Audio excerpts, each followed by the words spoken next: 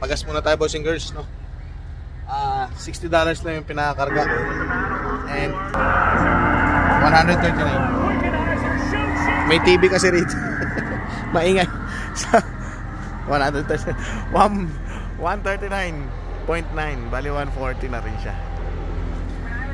Ayan, napaadumi oh. Yan. So bahala na kung mapagpakarwash tayo kasi tagtunaw na, negative or +1 na bukas eh. Punta kami ng Edmonton boys and girls ni Ona. So today, January 6, nag-resign si Trudeau, yung Prime Minister ng Canada. So hindi namin alam kung anong next para sa mga immigrants katulad namin. Kaya pupunta kami sa consultant namin ngayon, makikipag-meeting kami. Samahan nyo kami kung ano magiging balita.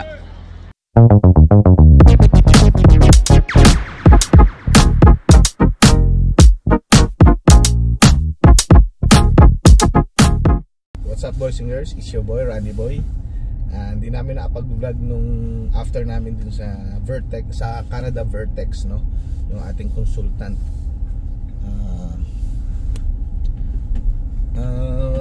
Paano ko ba sisimulan?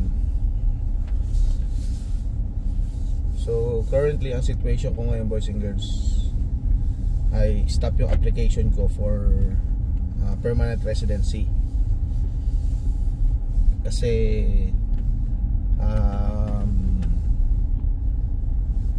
na-expired yung ating inabutan tayo ng expired na English exam. So kailangan ko kumuha ng English test as soon as possible boys and girls.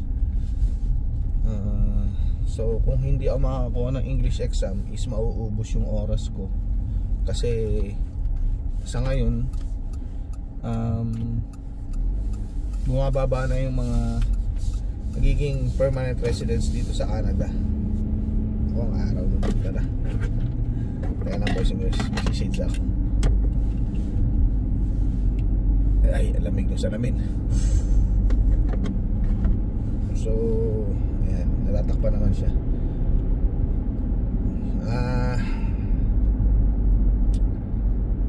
So ito na yung kinakatakot ko, nung kinakatakot namin pamilya boys and girls, yung hindi pa dumating yung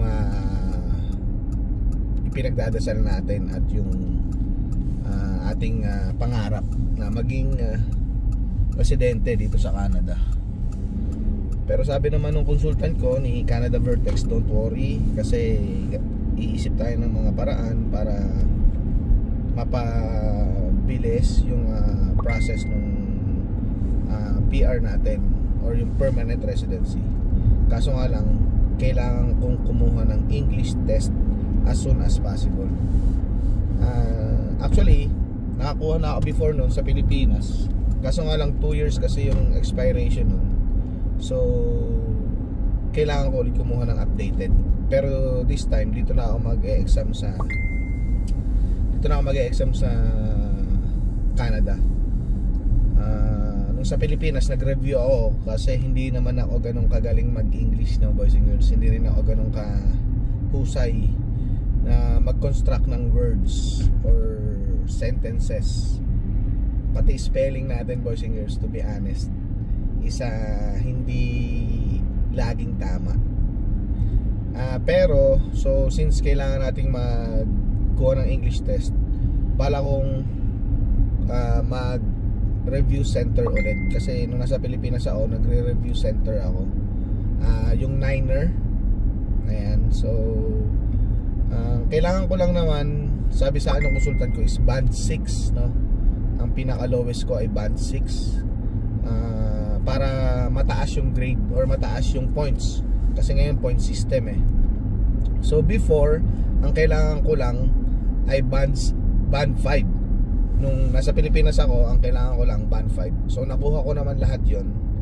Pero ngayon, sabi sa akin ni Canada Vertex, mas maganda kung i-upgrade ko pa siya or itataasan ko pa yung score ko to band 6 or pataas.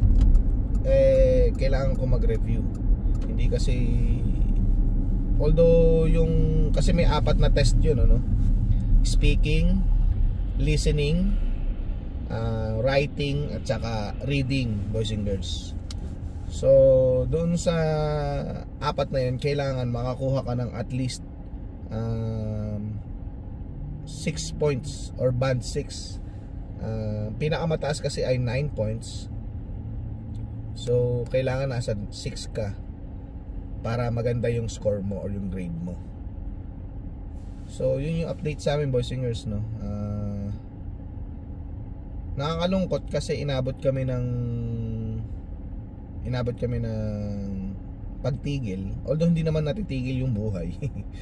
Kailangan lang talaga, kasi lalo na ngayon, no, nag-resign as party leader si Justin Trudeau, yung Prime Minister ng Canada. Kasi medyo magulo talaga dito ngayon sa government ng Canada. Kasi parang napapanood nyo naman sa ibang vlogger, no. Hindi kasi ako masyadong nag-vlog tungkol sa government ng Canada. So ano yung next? So maraming, syempre maaapektuhan tayo, no. Ganoon naman di ba, pagka may mga bagong uupo, hindi lang sa atin, hindi lang dito sa Canada, kundi maging sa Pilipinas. Once na may bagong umupong official, is nababago or nagkakaroon ng changes sa mga rules and regulations. So as a permanent residence dito, or permanent resident dito sa Canada, nakakatakot, nakakatulala, nakakakaba, nakakapanghina. Pero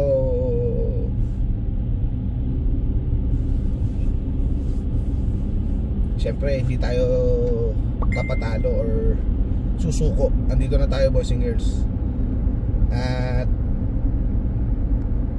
talagang maganda lang kasi at masarap sa pakiramdam dahil lagi natin kasama si Lord.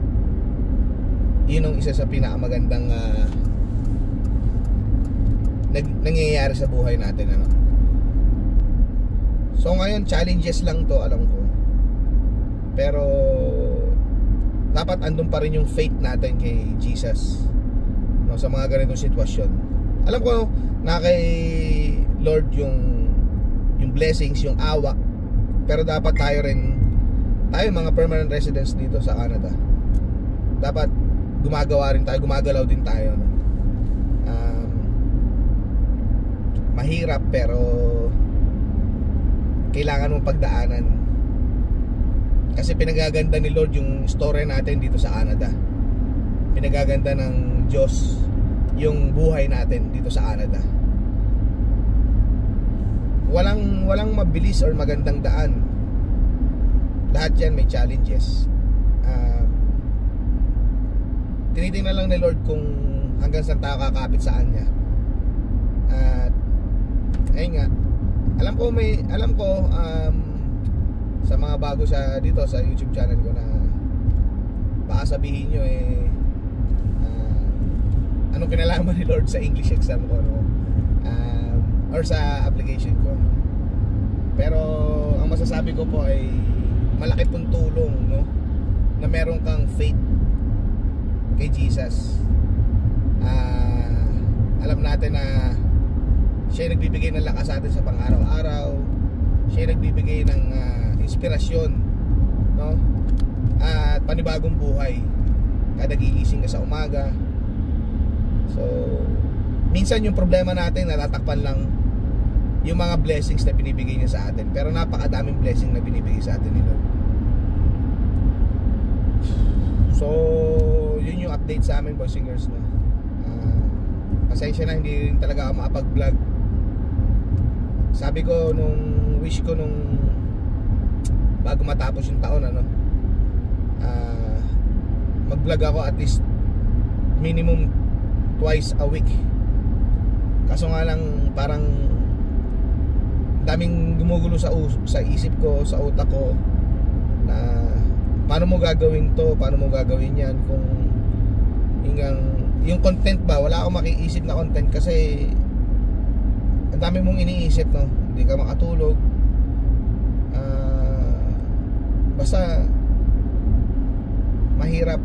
Kaya pasensya na kayo, boys and girls. Sana maunawaan nyo darating din ang ginhawa. Darating din ang ginhawa. Again, this is your boy Randy Boy. Maraming salamat. At ingat kayo lagi, boys and girls. God bless. Bye.